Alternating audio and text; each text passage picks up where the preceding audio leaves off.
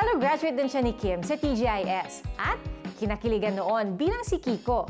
Nasaan na ngayon at kamusta na ang dating heartthrob na si Red Sternberg?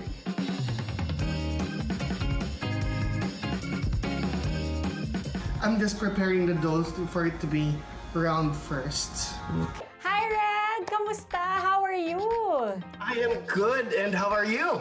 I'm good, I'm good. Very excited to meet you kasi, talagang nanonood ako ng TGIS at avid fan ako ng TGIS. Kamusta ang buhay dyan sa Amerika? Mahirap, you know? Ang concept ng tao, madali ang buhay dito, pero it's actually dito, kayod kalabaw. But we are doing very well, you know? I have a stable job. Kamusta situation dyan ngayon? Fortunately, here in Florida, nag-lockdown kami only for a very, very short time. It's just difficult since nagtatrabaho ako in the hotel industry.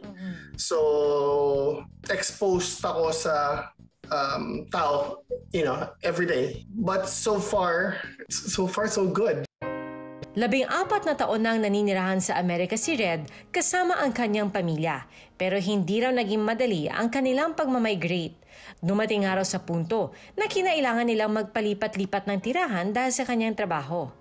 We have been city and state hopping for the past 14 years. Texas, Louisiana, Illinois, North Carolina, five states in 14 years. Actually, all my 3 kids are born in different states. That's a lot, ha? 5 in 14 years. So ito ba yung dahilan kung bakit kayo palipat-lipat ng state? Because your job would take you to different states? Nag-start ako as a front desk agent and worked my way up to a general manager. Ano yung mga challenges sa pagiging isang general manager ng isang resort or ng isang hotel? Customer service is number 1. Second is you have 2 kinds of customers, you know, as a general manager. One is your employees, your staff. You have to take care of your staff. Secondly, your guests. You have to take care of your guests. It is a 24/7 job. Ngayon, happily married at isa ng loving husband si Red. Pero paano nga ba niya nakilala ang kanyang asawang si Sandy? Meron akong date and we were supposed to meet in a bar. And nung pagdating niya, kasama niya yung asawa ko. After maybe a week or so, I went out with her.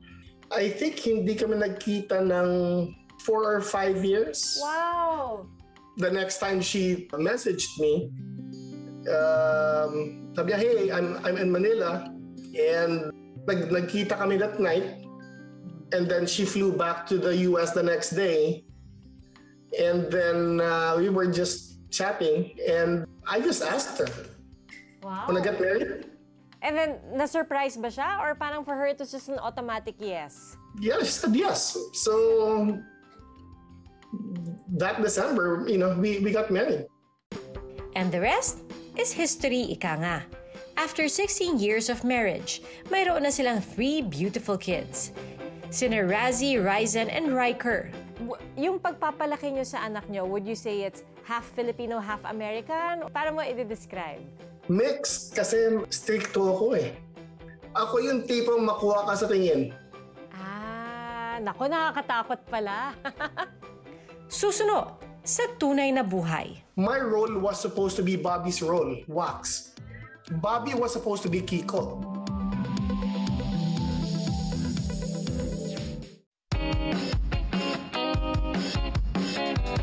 Hindi ko siya pinapansin eh. O pinapansin nila. Kahit matagal nang iniwan ni Red ang showbiz. At kahit nasa malayong lugar pa siya. Puro I love you, I love you. Hanggang ngayon, may mga nakakakilala pa rin daw sa dating matinee idol. I still get that. I think the last one was mga 2 weeks ago. Nakamask na nga ako eh. Wow, tapos nakilala ka pa rin. Nakilala pa rin ako. Sabi niya, "Uy, Red, kamusta?" Siyempre, iisip naman ako dahil yung pagkakasabi niya, parang kaibigan ko, I never talk about it. Yung mga empleyado ko, hindi nila alam. Ano yung tumulak sa'yo na iwan na lang ang showbiz dito sa Pilipinas? Siguro it was a combination ng burnt out 3 TV shows, gumagawa ka ng 2 pelikula, everyday, trabaho. Ako yung tipong I never had a driver, wala akong PA, lahat ako. I just felt na it was time to move on. Guys, napunta si Wax. At para muling balikan ang memorable moments ni Red sa showbiz, meron kami mga pre-prepare na special clips for you. So papakita namin sa iyo, tapos sabihin mo lang sa amin kung naalala mo, tsaka kung anong project yun, at kung ano yung mga memories mo of that particular project. Okay? Sure. Kasi okay na po ito drama dyan. Ano problema natin? Kiko, swapang ba ako minsan? Madalas. Gaano kahalaga ang TGIS? Yung dialogue, yung persona of Kiko is actually me. Lahat ng pinagdadaanan ng mga characters ng TGIS o namin sa TGIS are things na talagang pinagdadaanan ng mga teenagers noon at ngayon. Well, eto, we have another clip. Pagod na pagod ka. Pagpawisan ka. Okay lang. Sigurado ka. The first few episodes of TGIS, oh my goodness. Ba't ka natatawa? Naninibago ka pa ba noon time? Or naiilang ka pa noon? Oh, nailang pa ako noon. This must be somewhere in the first 10 episodes maybe. Inexperienced actor pa ako during that time. Pero di ba si Kiko, syempre yung character niya cute, gwapo, tapos yung may dimples, tapos very maloko, ganyan, medyo joker, ganyan. Ganito ka rin ba nung time na yun sa totoong buhay? Oh. Kung pagdating sa kalokohan, yes, maloko ako, pero seryoso akong tao. Before the taping ng unang episode ng TGIS, my role was supposed to be Bobby's role, Wax. Ah, okay. Bobby was supposed to be Kiko. And after the reading and everything, the roles changed. Just because of the comic timing, I could relate more to Kiko. And Bobby could relate more to Wax. Eto, Red, kasama natin sila Bobby Andrews at Michael Flores. Hi, Bobby, and hi, Michael. Hindi nila binanggit to. Kaya nilang magtago ng sikreto. Red, Bob, Michael, paano nyo i-describe nga yung friendship nyo na talagang gano'n ba kayo ka-close? Would you say na close kayo na parang barkada or close kayo na parang magkakapatid? Magkakapatid. Talaga, magkakapatid. Tapos yung mga role nyo, ganun talaga. Si Bobby, panganay, si Mike, bunso, tapos si Red, yung seryosong nasa gitna. Bobby ang panganay. Actually, there are times na mas seryoso pa ako kay Bob. Talaga? Pero yung may screen age kasi dati. Si Bobby, mukhang ikaw yung dati yan. Lumalabas, mas matanda pa ako dyan eh. Ako yung Uncle Bob. Ako yung Uncle Bob. Ako yung Papa Bob. Ako yung nilalapitan ng lahat kung may problema. Ako naman, Brother Mike. Brother Mike naman ang tawag nila sa akin. May mga advice, ganon. Alapit sila, tatanong ng mga kung anumang problema sa love life. Anong toka ni Red na topic or issue? Si Red, kung gusto mo ng gulo, kay Red ka. Meron pa ba kayong mga sikreto sa isa't isa? Or alam nyo na lahat? Alam na namin lahat. Sa TGIS kasi, kami talaga yung... Kumbaga, 5 kasi kaming original eh. Kaming 3, si Angelo, si Raven. So kami talaga yung... talaga naging close dun sa show. Si Bob kasi seryoso, very, very straight si Bob. Ako naman very open.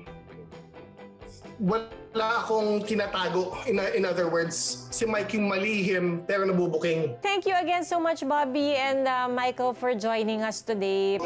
Thank you. Ang kulit nila, Red? Ay, nako, kapag kami nagsama-sama talagang puro kulitan.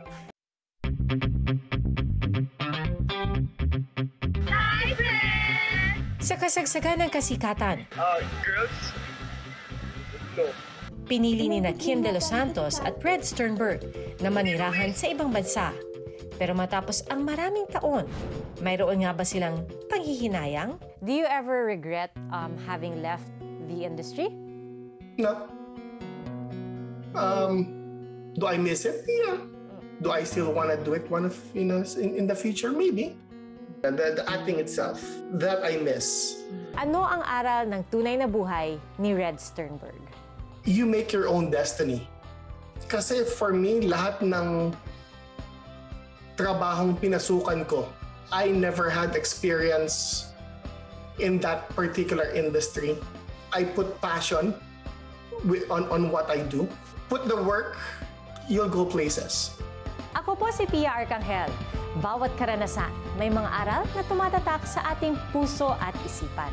Sama-sama muli tayo makibahagi sa mga kwentong personal dito lang sa Tunay na Buhay.